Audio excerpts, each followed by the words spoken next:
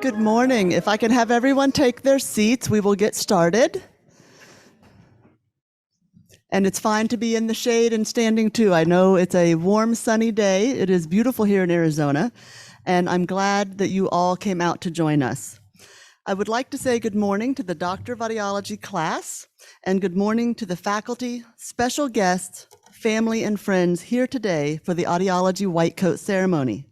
I am Dr. Tabitha Parent-Buck, the chair of the Audiology and Speech-Language Pathology Department at A.T. Still University and the director of the Audiology program. ATSU has many traditions in its 125-plus year history of educating healthcare practitioners, and this morning we will celebrate one of those traditions, the White Coat ceremony. For the class of 2025, each of you made a choice to study audiology and to attend A.T. Still University. And you are at a point in your education where you are going to be turning more of your focus to providing patient care in your clinical rotations. To me, this is an exciting time in your career path, and I hope it is a rewarding experience for all of you. This ceremony represents a tradition to honor your choice to become a healthcare provider and to help you along your way to transition from student to Doctor of Audiology. And the white coat symbolizes that transition. The white coat you will receive today represents our wish to help you learn all of the necessary skills and to develop the professional behaviors to become compassionate and humble audiology caregivers and giving care to your patients to the best of your abilities. I am very proud of each of you sitting in front of me today, and I am certain your family and friends are proud of you too. You deserve to be recognized today for all of your hard work, your dedication, your late nights studying, your perseverance through difficult times, and your successes that are yet to come. So take time today to celebrate this milestone and to reflect on what you have accomplished, what you will continue to accomplish, and the positive impact you will have on so many lives, families, and communities throughout your future career. I would like to once more thank all of you for coming today to be a part of the White Coat ceremony and to acknowledge the credit that is due to mention the families that have supported these students and to honor you today for getting the students to this point in their journey. Now I would like to introduce the stage party. Dr. Elton Bordenave could not join us today, but he is with us in spirit. Dr. Ann Lee Birch is the Dean and the Associate Professor at Arizona School of Health Sciences. We have Dr. Tricia Dabrowski, Associate Professor and Director of Clinical Education. We have our keynote speaker, Dr. Janina Carter, who is an educational audiologist at Mesa Public Schools. We have Dr. Kimberly Skinner, an Assistant Professor. Dr. Zareen Mehta, an Associate Professor. Dr. Shelley Baltadano, an Assistant Professor and Clinical Coordinator. Dr. Heather Guerra, who is our Director of our AFA Balance and Hearing Institute. It's hard to recognize people with sunglasses on and without masks today for some reason. It's just not, I'm not used to it. And then we have Dr. Norman Gevitz, our Senior Vice President of Academic Affairs at A.T. Still University, and Dr. Troy Hale, also one of our Associate Professors. And Dr. Elizabeth Palmer, our audiologist at the AFA Balance and Hearing Institute. Did I miss anybody? I think I got it. Okay.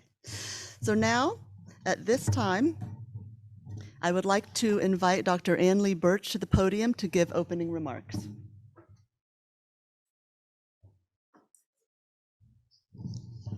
Thank you, Dr. Parent-Buck.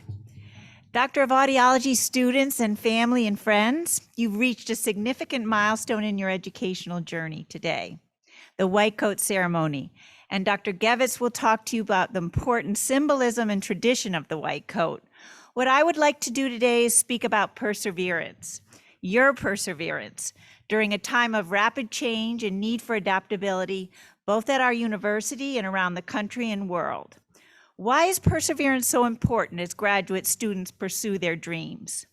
Perseverance is that inner strength you all tap into, that willingness and determination to avoid getting bogged down in the problems of each day, that inner voice that says, keep your eyes on the prize, your journey, your dreams. Perseverance leads to mastery. When you stepped into your Doctor of Audiology program, you had your passion, your curiosity, but had not yet put in the time to practice a skill over and over again, gaining confidence and satisfaction in getting something right, developing a sense of resiliency for each small task completed. Perseverance leads to this mastery. Perseverant people know that setbacks will come, that there will be disappointments, moments when you want to give up. But with each setback, that determination and resolve strengthens, as it has for you. Perseverance leads to that resiliency. Perseverance helps you manage a crisis, an incredibly important skill as a health professional. When you're focused on the solutions, you can often stay calm and carry on because you are recognizing a crisis as a temporary state, one that can be mitigated and managed. As you move into this second phase of your educational journey, keep asking questions. Acknowledge when you just don't know. Believe in yourself. You deserve to be at this point in your program to proudly take your place at the table. Wear your white coat with a sense of accomplishment and combine your curiosity for learning, your growing confidence, and a dose of humility as you enter the clinic and continue to learn the art and science of audiology. Families, I was recently visiting my 22-year-old son in Chicago. He's a graduate student as well. He's a theater student, so a little bit different. But as we visited and walked and talked, I thought to myself, something is different in the way he walks, holds himself, voices an opinion, discusses his skill. And it came to me, he has a sense of accomplishment like the students before you. A confidence because he has persevered, practiced the mastery of a skill, experienced setbacks and critique, failed a few times, fallen down, and now he holds his head high, saying to the world, I can do this. And Doctor of Audiology students, class of 2025, you can do this and continue to do this. My hope is that today you celebrate this point of mastery with your family and loved ones, and that Doctor of Audiology students, you give yourselves a deserved moment of praise, acknowledging that you are well on your way. Thank you all very much.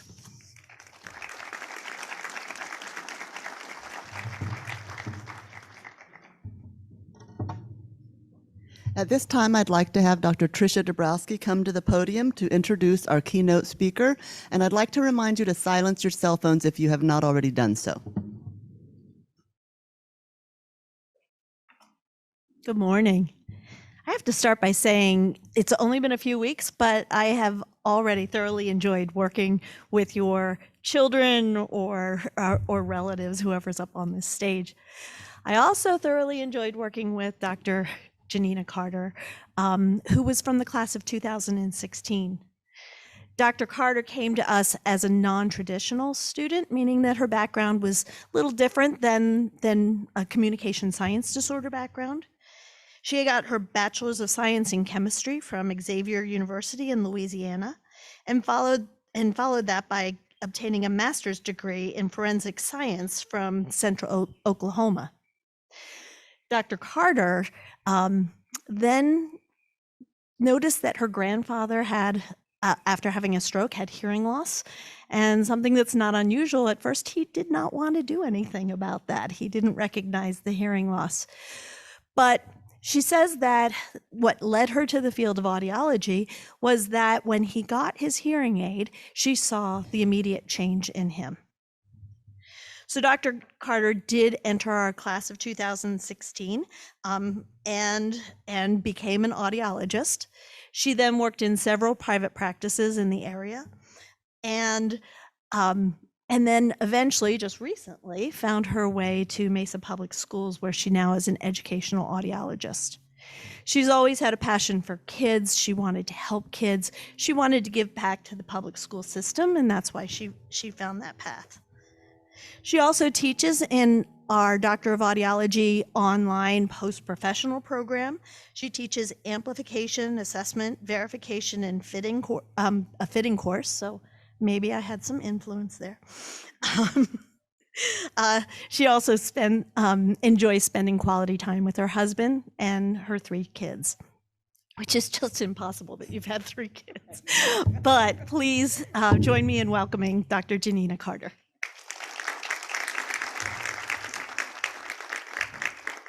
Hello, everyone.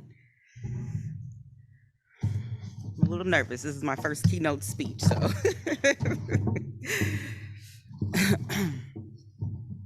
I would first like to thank Arizona School of Health Sciences Audiology Department staff and students for allowing me the opportunity to be today's keynote speaker.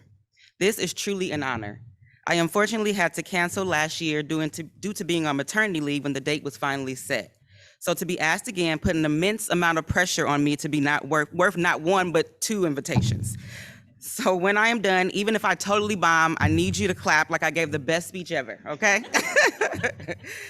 When researching how to write a keynote speech, everything I found recommended starting with a joke. So I said, why not? Do you know that I've never seen the inside of my ears?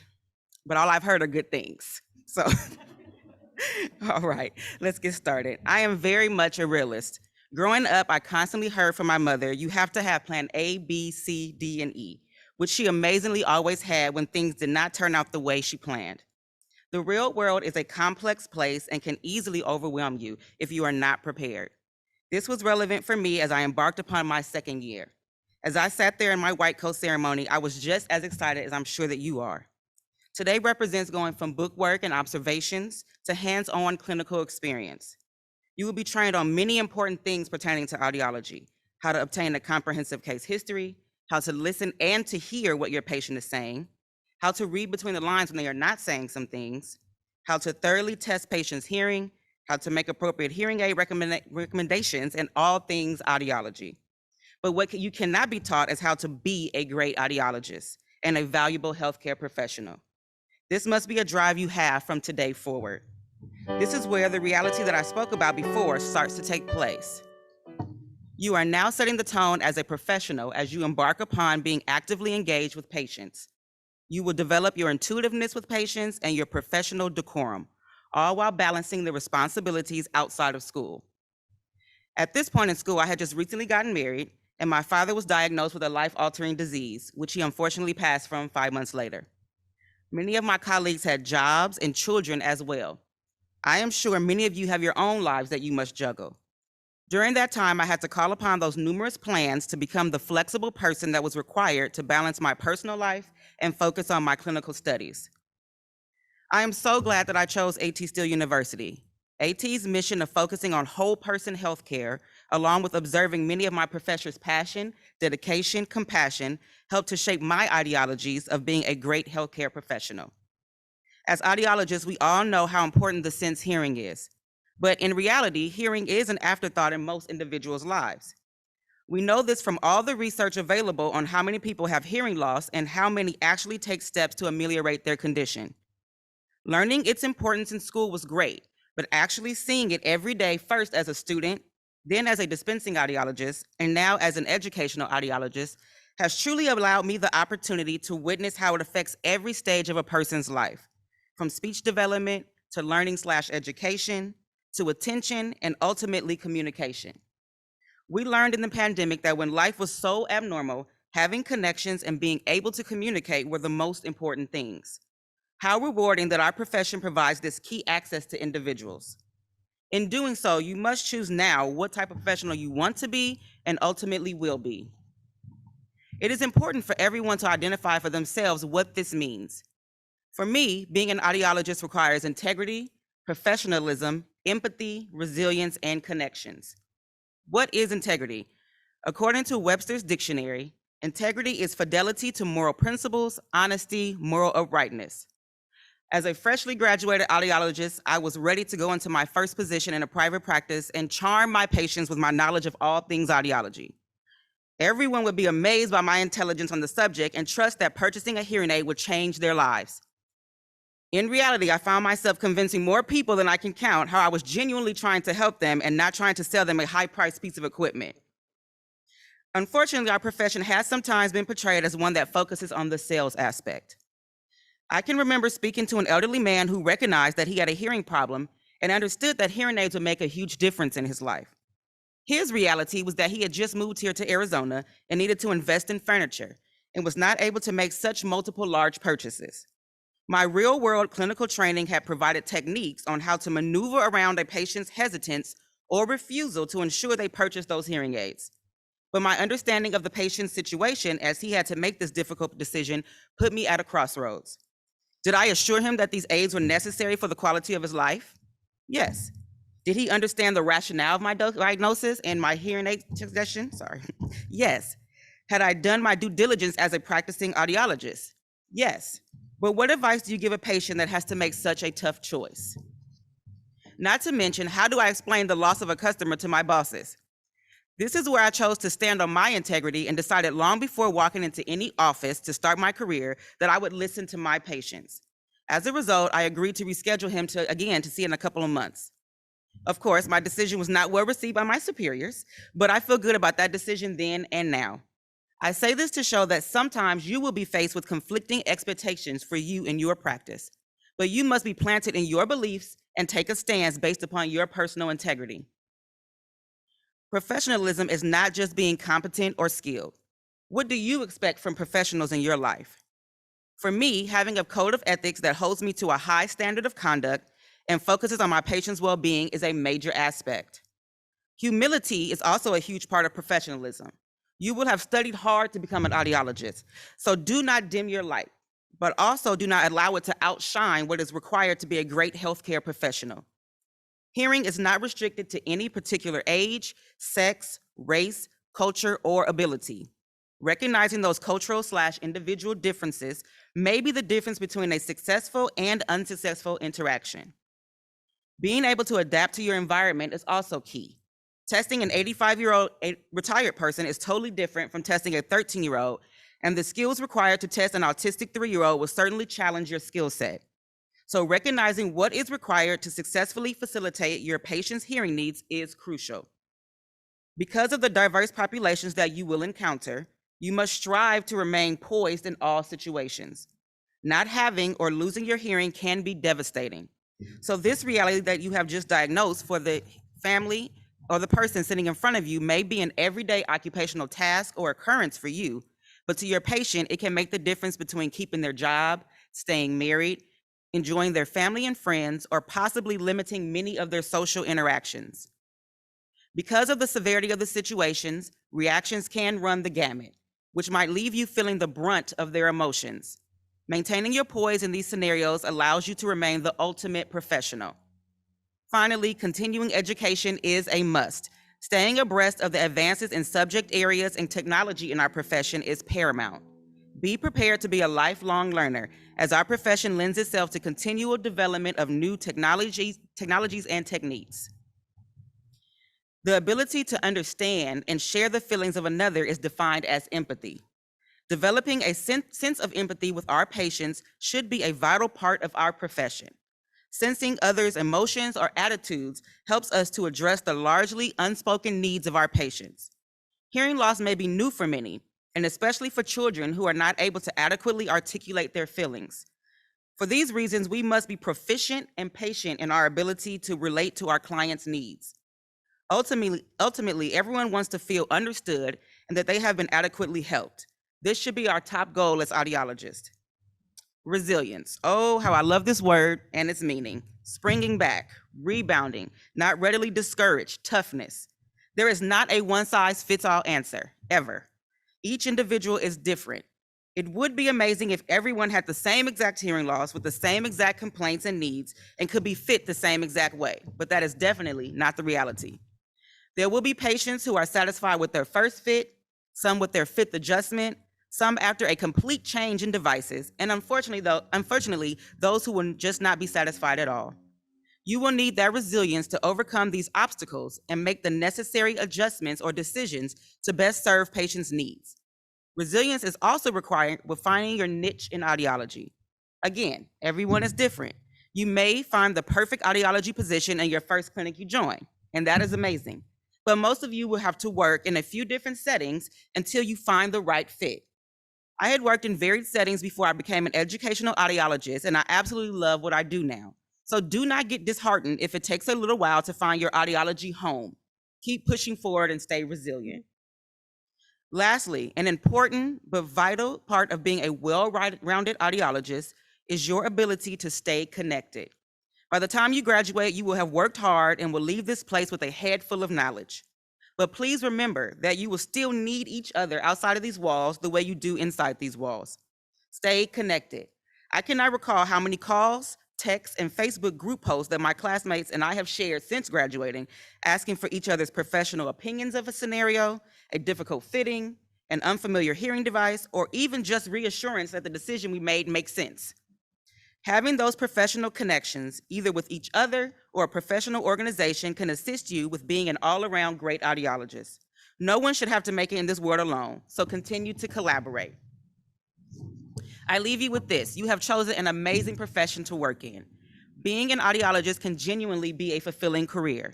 Though your plan A might quickly flip to plan B and then plan C, D, and E, identifying what will make you an audiologist that you can be proud of and that your patients will appreciate and respect will allow you to maintain your principles in every new situation. Congratulations on entering this next phase of your journey, and best of luck to you all. Thank you again for this opportunity.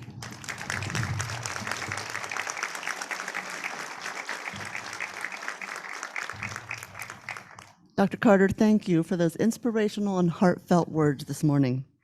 At this time, we are going to do the presentation of the white coats to the students.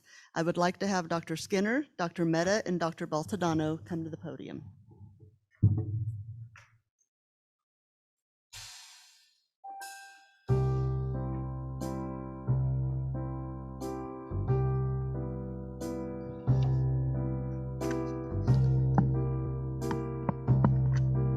Okay, our first student is Perry Fine.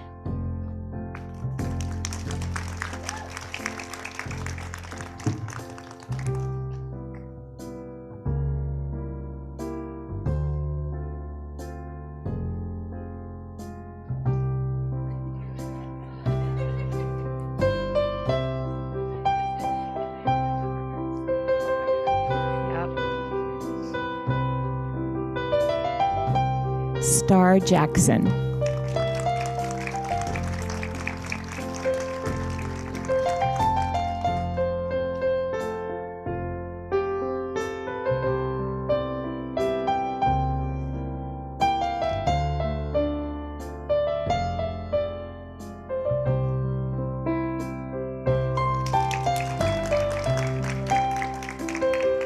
Sarah Jansen.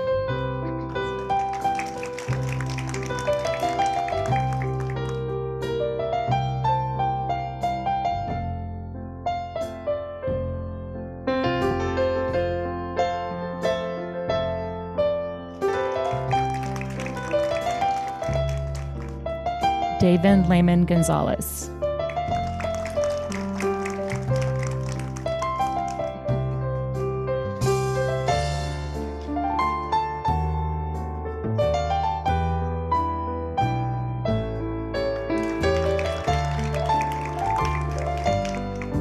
Olivia Montague.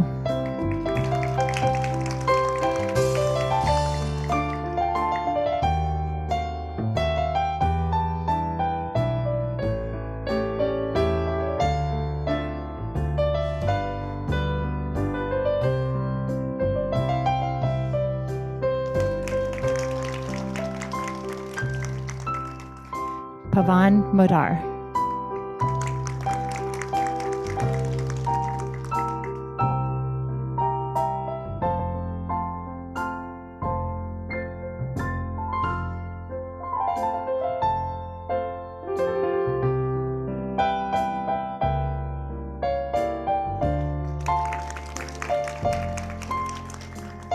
Becky Lynn Nutter.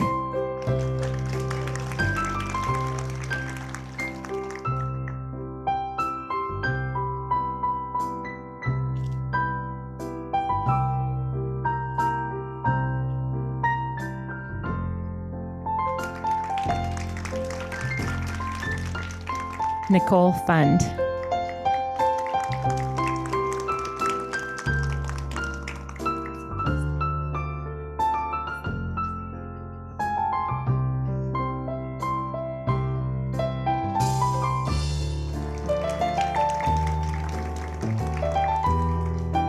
Duke Fan.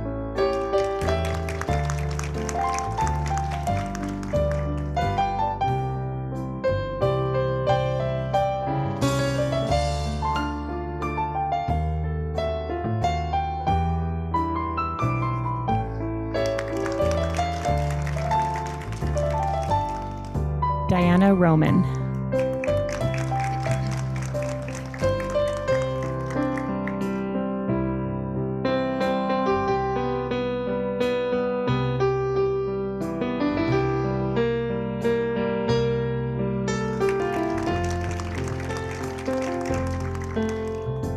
Rachel Shebke.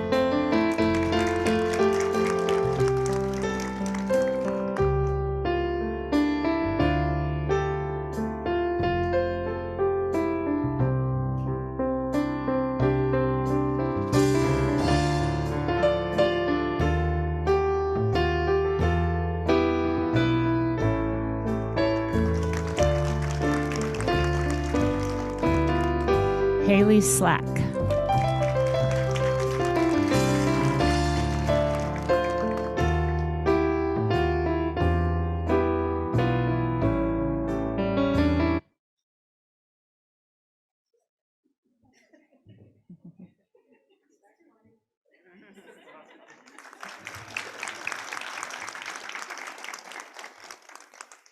Patricia Stanley.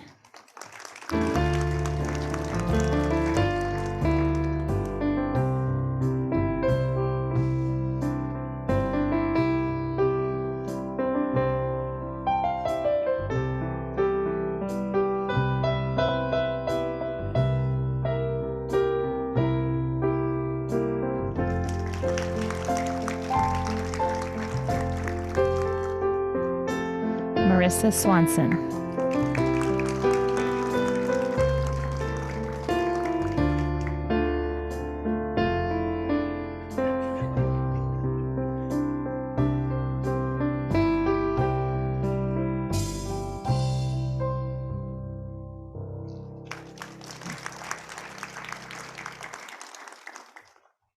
Tanya Vega.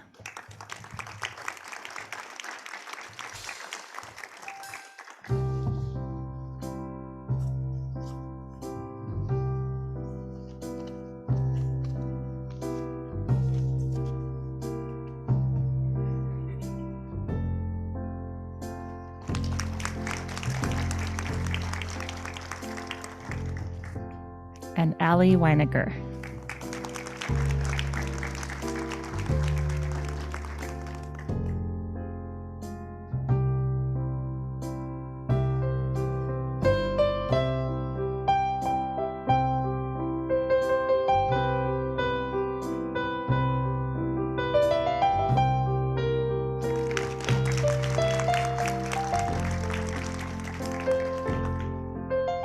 Congratulations.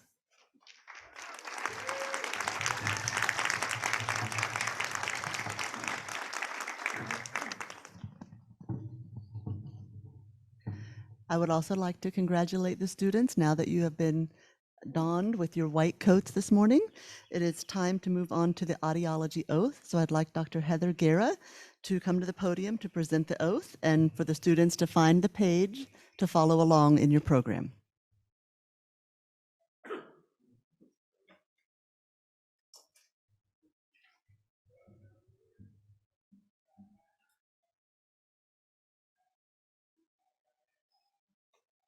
Good morning. Please stand up for the first recitation of the Audiology Oath.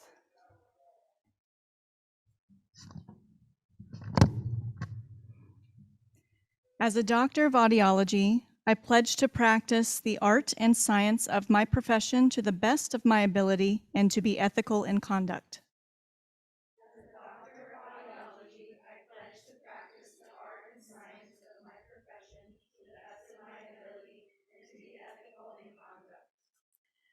I will respect and honor my teachers and also those who forge the path I freely follow.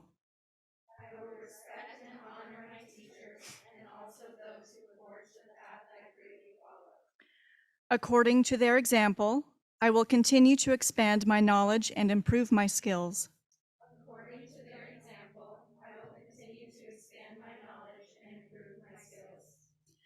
I will collaborate with my fellow audiologists and other professionals to assure compassionate and effective care of patients.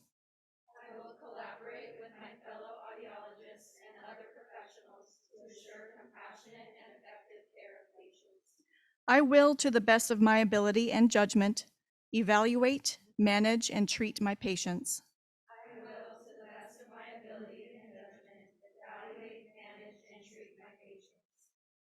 I will willingly do no harm and will strive to see that none go untreated.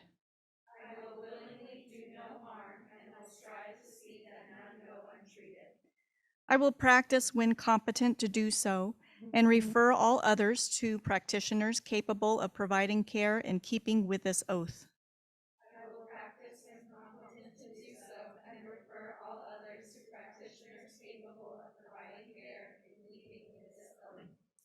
I will aspire to personal and professional conduct free from corruption.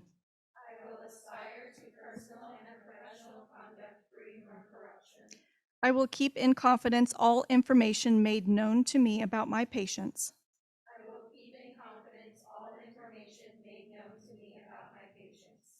As a doctor of audiology, I agree to be held accountable for any violation of this oath and the ethics of my profession.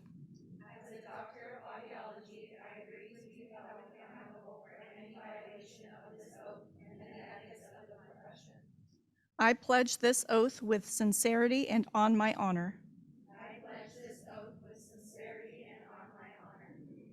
Thank you. You may be seated.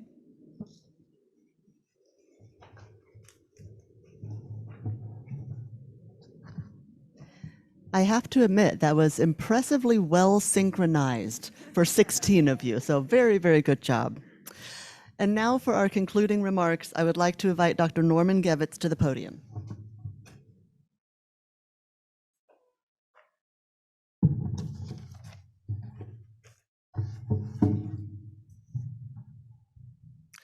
The mission of A.T. Still University is to provide whole person health care to treat mind, body, and spirit.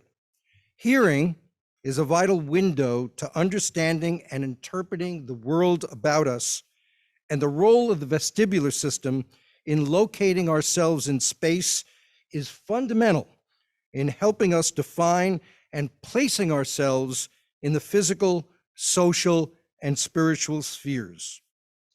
Your role in healthcare is therefore vital. You will become essential practitioners. All of you here who are receiving your white coats today will be entering a health profession whose members serve the most vulnerable in society. Children, the elderly, disabled veterans, the underserved.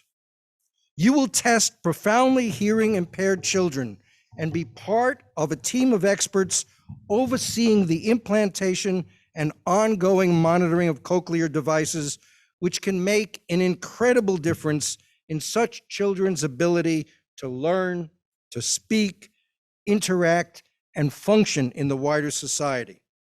You will make a remarkable difference in the lives of the elderly, who too often experience the diminishment of their social world through loss of communication with others because of hearing loss associated with the normal aging process. A hearing aid is more than a technological device. It is a vital social bridge to family and friends, allowing our hearing impaired elderly population to interact with the world about them. You will also serve those who have become hearing impaired not because of natural causes, but because of trauma, through war, through occupation, or through unhealthy recreational activities. As a profession, audiology has grown because of the misfortune of soldiers experiencing profound hearing loss from their proximity to shell fire or bombings. Audiologists also treat thousands who labor in industries that have not adequately protected their workers from the frequent and sometimes unrelenting high decibel impact of the machines with which they work. And of course, there's my generation of rock music enthusiasts who attended concerts where the preferred amplified sounds on a normal scale of 1 to 10 were, in the words of the band Spinal Tap, turned up to 11. because it appears there was nothing so pleasing that one continuous note lingering in one's ears hours, if not days, after the actual concert was over. And now, decades later, many in my generation mistakenly think that tinnitus is a chronic infectious disease they contracted while frolicking in the mud at Woodstock. At A.T. Still University, you are receiving preeminent training. Currently, 1/4 of all the audiologists in the United States have obtained their residential or online AUD degree from ATSU.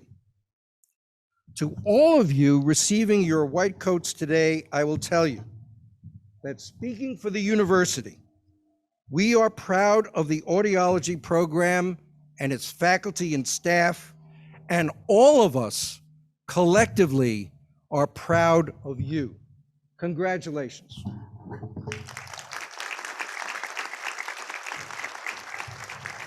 Thank you, Dr. Gevitz. So that concludes our white coat ceremony this morning. I'm going to ask the students to stay up here. We're going to find some places to take some photos. Family can follow and take photos. And we also have the area for brunch open. And Terry, I would like to ask you, where do I direct the group for the lunch? It's upstairs? They can go, they have to go around the front? Okay. So there's an elevator and stairs that you're going to go upstairs to the area inside, and I think the patio may be open too, and there's brunch and being served up there. So we will conclude our ceremony today. I welcome you to join us for the brunch and the students to stay for pictures. Thank you very much.